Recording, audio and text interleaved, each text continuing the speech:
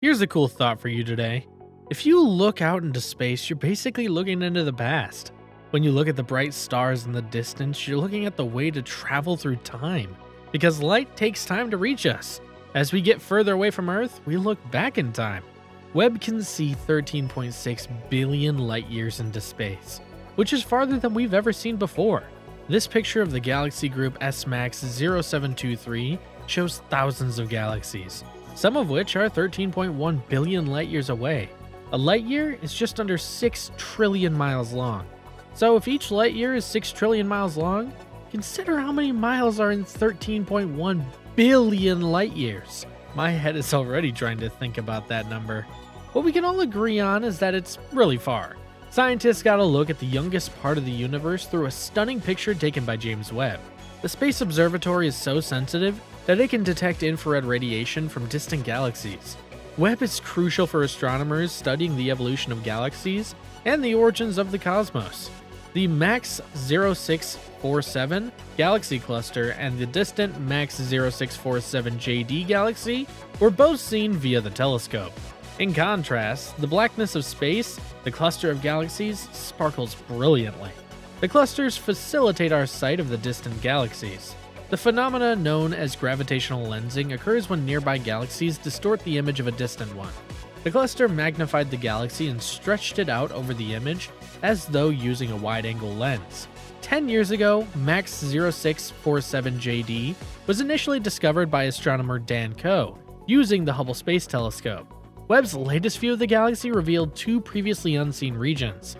A little red dot at 13.5 billion miles was all that Hubble could reveal. Scientists could see it was incredibly small, just a tiny galaxy in the first 400 million years of the universe.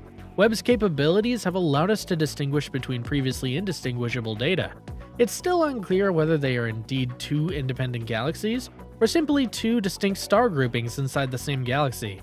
We're not sure, but we're very sure Webb can shed some light on this. You can distinguish between them by their respective hues. One is more blue and the other is more red. Distinct gases are shown by different hues. The blue object, which depicts the formation of new stars, is seen adjacent to the red, dusty object.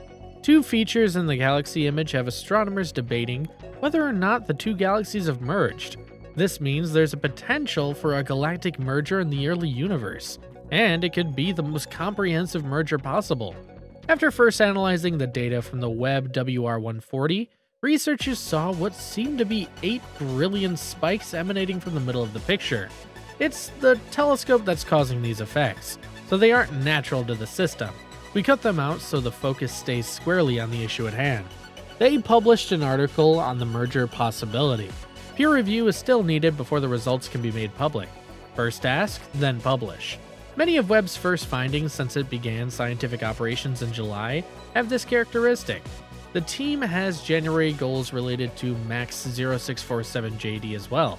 Each new observation uncovers previously unseen regions of the cosmos because the Webb telescope is sensitive enough to pick up extremely faint infrared light through dense interstellar dust. James Webb has begun what is projected to be a 20-year mission, and astronomers are eager to see what it uncovers. Recently, we've had a clear view of early universe galaxies. We only had tens of them before Webb, but now we can look out for one of the most powerful time machines ever created. Early universe galaxies are a new phenomena that could provide us with many answers. Our galaxy's development may shed light on the origins of this conundrum and the evolution of the cosmos more generally. The shining cliffs and landscape of Webb's uncovering of the stellar birthplace. The edge of these stellar mountains and valleys is made up of the young star-forming region NGC 3324, which is part of the Carina Nebula. This infrared picture was taken by the new James Webb Space Telescope, a joint project of NASA, the European Space Agency, and the Canadian Space Agency. The cosmic cliffs, the name of Webb's three-dimensional picture, shows what looks like Rocky Mountains against a background of stars. There is a huge gaseous cavity in NGC 3324. This cavity's highest peaks are 58 light-years away from us. UV light and stellar winds from a core of big, hot young stars have hollowed out the area above. The UV light from a new star is strong enough to wear away the outer layer of the nebula. Dramatic pillars rise above the gaseous wall, defying it. Since there's a lot of radiation in the area, hot ionized gas and hot dust are moving away from the nebula. This makes it look like steam. Webb has made it possible for us to see stars in places where stars are made that couldn't be seen before. Webb is sensitive to infrared light, which lets it see through space dust. Some of these new stars have protostellar jets that can be seen. Even in the densest, dustiest parts of the cloud, the latest sources shine bright red. Objects in the early explosive stages of star formation are notoriously hard to photograph. Webb's extraordinary sensitivity, spatial resolution, and imaging capability will make this possible. These NGC 3324 observations will help us learn more about how stars are made. The line between helping stars form and stopping them from doing so is skinny. Webb will try to find answers to many questions, such as how many stars are made in a particular area.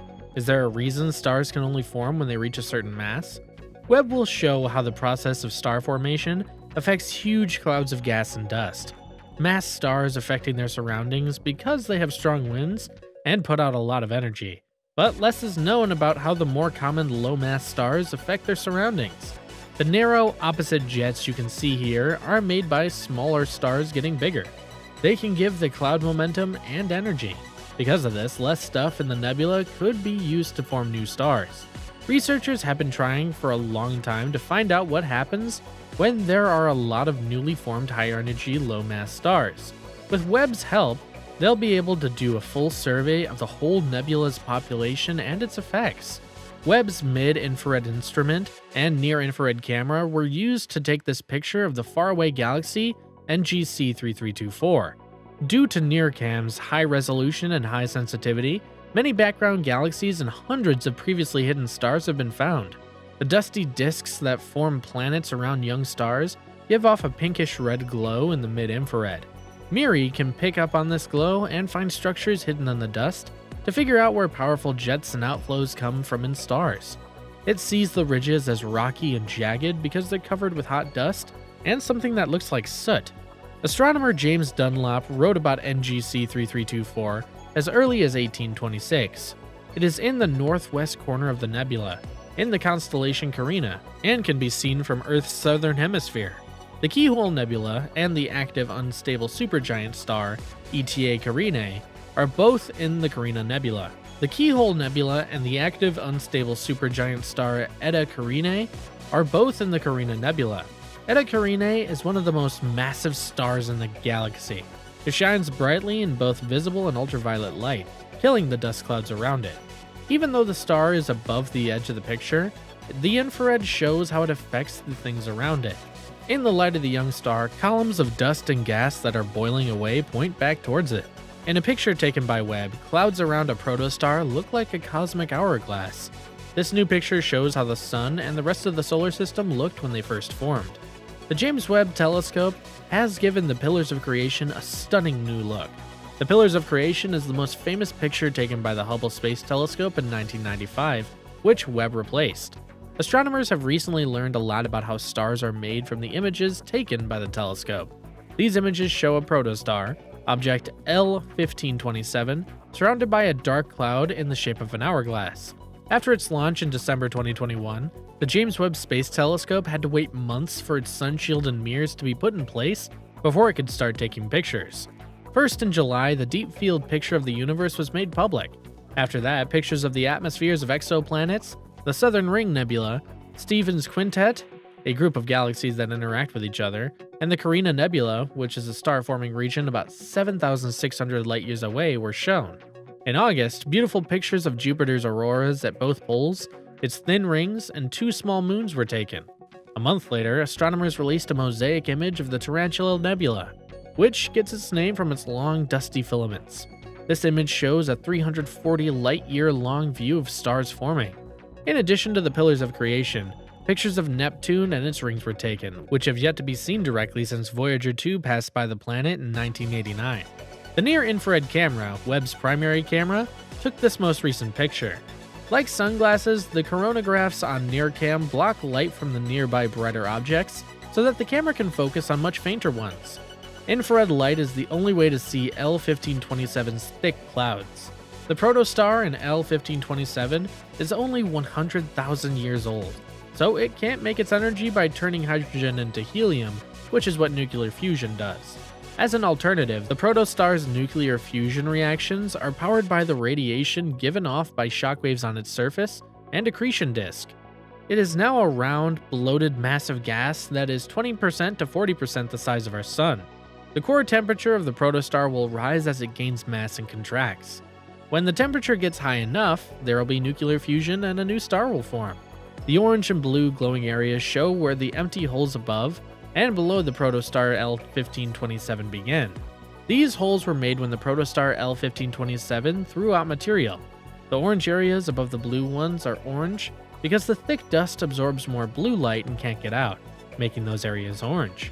When the protostar exploded, it sent out strings of molecular hydrogen. As the gas in the nebula started to get pulled together by gravity into a ball, a protostar is made. Dust and gas can come together in these nebulae to make stars. Before it can turn hydrogen into helium, a star is not really a star. The cloud could be 1.2 light years across and negative 263 degrees Celsius at first before becoming a new star. The birth of new stars and the death of older ones are constantly occurring at the edges of space. But is there really an edge?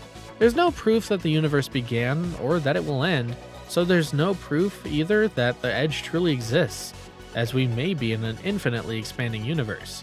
As far as we can see, which is more than 6 billion trillion miles in all directions, will we reach the edge someday? Tell us in the comments, like the video, and subscribe to get more like it.